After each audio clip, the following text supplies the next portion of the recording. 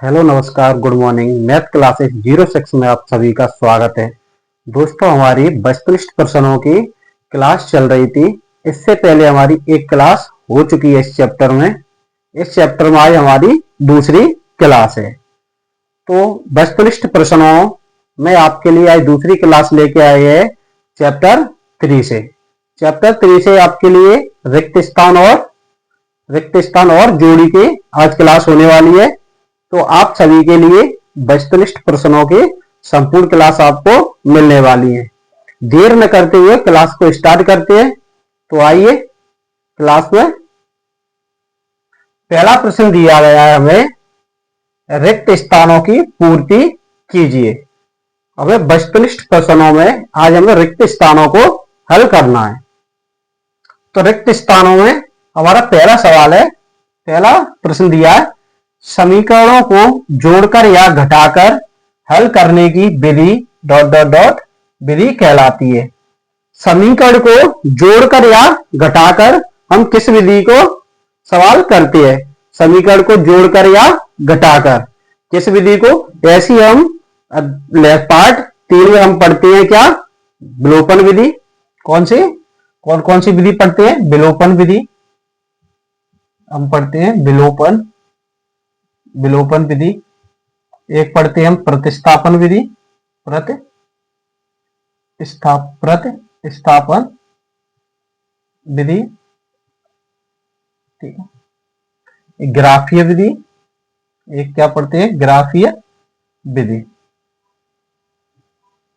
दो चरों वाले रैखिक समीकरण वाले चैप्टर में हम 3 विधि पढ़ते हैं, ग्राफीय विधि, विलोपन विधि और प्रतिस्थापन विधि। तो हमारी पहली एक विधि है विलोपन विधि।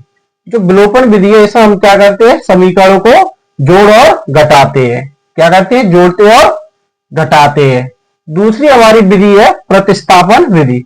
प्रतिस्थापन विधि में हम एक समीकरण से क्या करते हैं? एक समीकरण से मान दूसरे समीकरण में रखते हैं। सबसे पहले हमारा पहला प्रश्न है, समीकरणों को जोड़कर या घटाकर हल करने की विधि विधि कहलाती है। तो इसका आंसर है हमारा क्या? जोड़ घटाकर कौन सी विधि का उपयोग करते हैं हम? विलोपन विधि का। जोड़ घटाकर समीकरणों को हल करते हैं हम विलोपन विधि का। जैसे हम कहते हैं समीकरण 1 और 2 से हल करने पर किस विधि का उपयोग करते हैं? विलोपन का। दूसरा प्रश्न है, एक चर का मान दूसरे समीकरण में रखकर हल करने की विधि ... कहलाती है। प्रतिस्थापन विधि में हम समीकरण 1 से या समीकरण 2 से एक समीकरण हम 3 बनाते हैं, जिसमें x या y का एक मान निकालते हैं। उस x या y के मान को हम दूसरे समीकरण में रखते हैं। तो समीकरण या हमसे कहा है एक समीकरण का मान, एक चर का मान दूसरे समीकरण में रखकर हल करने की विधि क्या कहलाती है? उस विधि को हम कहते हैं क्या? प्रतिस्थापन विधि। क्या बोलते हैं? प्रतिस्थापन विधि। प्रतिस्थापन विधि, इस विधि का नाम है प्रतिस्थापन विधि। अगला प्रश्न है हमारा रिक्त स्थानों में, यदि रेखाएं संपाती हैं तो निकाय के हल होंगे। रेखाएं कैसी हो? संपाती हो तो निकाय के हल होंगे। मैंने आपको इससे पहले वाली क्लास में भी बताए कि अनंत हल क्या होते हैं, ठीक है। रेखा समांतर होंगी तो क्या होगा? संपाती होंगी तो क्या होगा? और प्रच्छेदी होंगी तो क्या होगा? अगर हमें समीकरण दिया हो कैसा, रेखा a1/a2 बराबर नहीं है b1/b2, तो रेखाएं कैसी होंगी?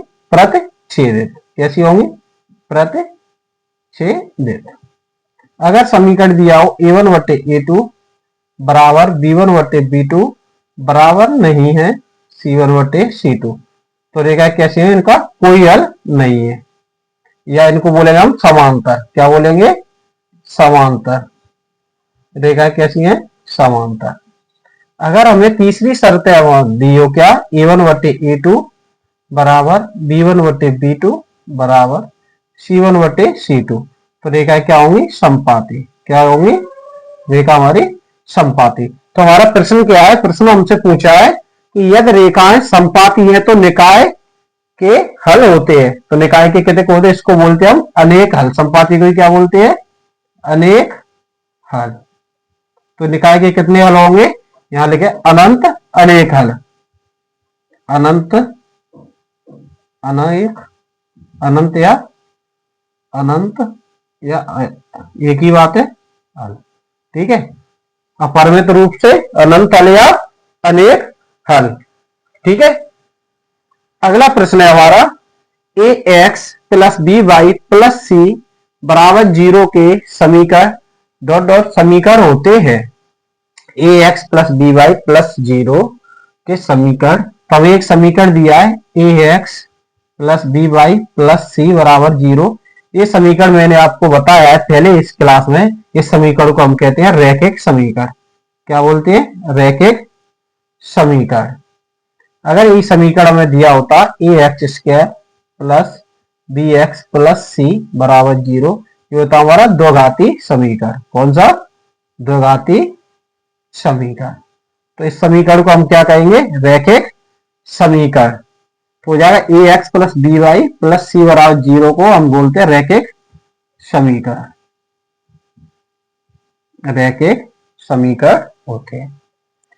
अगला प्रश्न हमारा वस्तुनिष्ठ के रिक्त स्थानों में यदि रेखाएं समांतर है तो समीकरण युग्म का डॉट डॉट होता है। अगर रेखा कैसी हो, समांतर हो। इससे पहले मैंने आपको तीनों ही बता दिए, प्रच्छेदी होंगी तो क्या होगा, ठीक है, समांतर होंगी तो क्या होगा, और संपाती होंगी तो क्या होगा। समांतर है रेखाएं तो क्या होगा, कोई हल नहीं, कोई हल नहीं।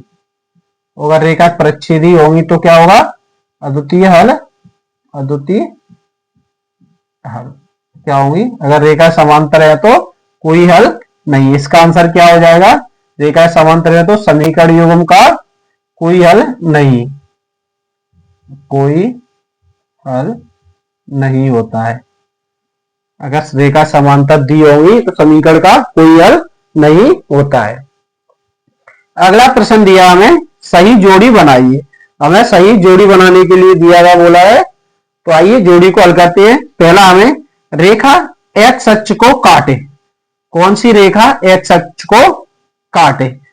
अगला ऑप्शन है हमारी सरल रेखा, बाई का मान 0, तो आलेख की विधि। तो रेखा अगर एक्स अक्ष को, क्या है, जो रेखा होगी एक्स अक्ष को काटेगी तो क्या होगा, एक्स अक्ष को काटे तो क्या होगा, जब रेखा एक्स अक्ष को काटेगी उसमें क्या होगा, बाई का मान 0 होगा। क्या होगा, बाई का मान 0। अगर जो रेखा बाई अक्ष को काटे, जो रेखा बाई अक्ष को काटे तो इसमें क्या होगा, x का मान 0, x का मान 0 या 0। ठीक है, पहला हमारा हो चुका। पहला क्या है, जोड़ी में रेखा x अक्ष को काटे, आंसर क्या आएगा, बाई का मान 0। तो पहले का क्या हो जाएगा, दूसरा बाई का मान 0। दूसरा हमें दिया है जोड़ी में ए एक्स प्लस बी वाई बराबर सी का आलेख है। अगर एक समीकरण दिया है हमें a x plus B Y plus c का आलेख है, एक रैखिक समीकरण दिया है, इस आलेख क्या होगा, एक सरल रेखा। कैसा होगा, एक सरल रेखा। आलेख कैसा होगा हमारा, एक सरल रेखा। अगला है रेखाएं संपाती हो। रेखाएं संपाती हो, मैंने आपको पहले भी रिक्त स्थानों में बता दिया। रेखाएं संपाती कब होंगी, जब हमारे समीकरण कैसे होंगे, a1 बट्टे a2 बराबर b1 बट्टे b2 बराबर c1 बट्टे c2। तो रेखा हमारी कैसी होंगी, संपाती। कैसी होंगी, संपाती। अगर हमें दिया है a1 बट्टे a2 बराबर b1 बट्टे b2 बराबर नहीं है c1 बट्टे c2, तो रेखाएं क्या होंगी, समांतर। रेखाएं क्या होंगी, समांतर। अगर हमें दिया a1 बट्टे a2 बराबर नहीं है b1 बट्टे b2, तो रेखाएं क्या होंगी, प्रतिच्छेदित। क्या होंगी, प्रतिच्छेदित। रेखाएं क्या होंगी, प्रतिच्छेदित। आइए तो हमारा आंसर क्या हो जाएगा, रेखाएं संपाती होंगी तो इस क्या होंगे, संपाती होंगी अनंत अनेक हल। अगला प्रश्न हमारा a1 बट्टे a2 बराबर नहीं है b1 बट्टे b2। मैंने आपको बताया a1 बट्टे a2 बराबर नहीं है b1 बट्टे b2, तो क्या हो जाए, रेखाएं प्रतिच्छेदित होंगी। क्या होंगी, रेखाएं प्रतिच्छेदी रेखाएं। रैखिक समीकरण का हल। रैखिक समीकरण का हल, अगर कोई रैखिक समीकरण दिया है, रैखिक समीकरण को कैसे पहचानेंगे? अगर समीकरण दिया है ए x plus B Y plus सी बराबर 0, ऐसा हो। समीकरण दिया हमें क्या, 8x प्लस 6 बराबर 0, ये भी हमारा क्या है, रैखिक समीकरण। क्या है? रैखिक समीकरण। ये भी हमारा क्या है, रैखिक समीकरण। ये सब क्या है, रैखिक समीकरण। ठीक है। जब रैखिक समीकरण दिया हो तो पूछा है रैखिक समीकरण का जब हम निकालेंगे तो कौन सा, उस विधि को हम क्या कहेंगे, आलेखी विधि। उस विधि को हम कहेंगे आलेखी विधि। तो हमारे इस चैप्टर की 2 चरों वाले रैखिक समीकरण एवं चैप्टर की सभी वस्तुनिष्ठ प्रश्न हो चुके हैं। आप जल्दी से सभी प्रश्नों को अच्छे से पढ़ लें और इनको एक रिवीजन करते रहें बार बार, जिससे आपको ये अच्छे से याद हो जाएंगे। अगर क्लास अच्छी लगी हो तो लाइक करना, शेयर करना और कमेंट करके बताना आपको क्लास कैसी लगी। और चैनल को सब्सक्राइब कर लेना, जिससे आपको आगे की क्लासें मिलती रहेंगी। अपने सभी मित्रों के साथ, भाई बहनों के साथ क्लास को शेयर कर दीजिए, जिससे वो भी लाभान्वित हो सके। ठीक, मिलते हैं अगली क्लास में, तब तक के लिए धन्यवाद।